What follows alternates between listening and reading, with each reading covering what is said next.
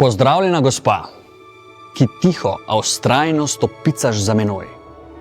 Kamorkoli pojdem, karkoli naredim, si ob meni in me opominjaš. Lahko pozabim nate, lahko te ne vidim, vendar ti ne pozabljaš name. Vedno me gledaš. Če bil bi cinik, bi rekel, da neskončno si me želiš ob sebi. Vendar zakaj bi bil, če vem, da mi je tvoja bližina blagoslov? Tvoja bližina mi sporoča, da vsak trenutek, vsako dejanje šteje. Če tudi sem te jaz ignoriral in si delal utvar, da sem močnejši od tebe, nič več. Sprejel sem te takšno, kot si. Takšna je tvoja narava. Takšna, kot si, je prav. Ti hodiš po moji poti. Prišel bo trenutek, ko bom jaz hodil po tvoji poti. Vendar ta trenutek me ne skrbi.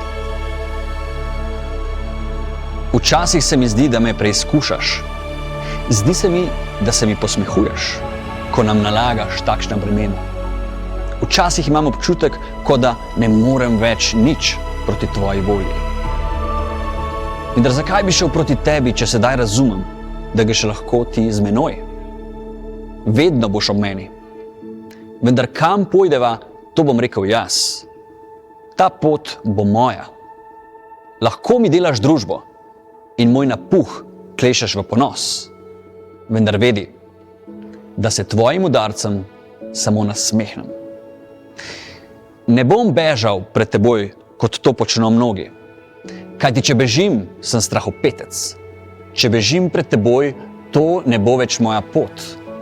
To bo pot strahu, pot, ki pelje v propad. Ne bežim več. Hodim po svoji poti, po poti življenja in kreposti. Vsak moj korak je jasen in odločen. Vse, kar počnem, vsak moj dih prinaša življenje meni in ljudem ob meni. Ne dovolim ti, da me potolčeš, ker vem, da ti kar izgineš in se potuhneš, ko vidiš brsteče življenje. Ko smo mi, tebe ni. Gospa, se vidimo ob priliki. Zbiramo se in upiramo se. Nasvidenje, gospa. Pozdravljeno življenje.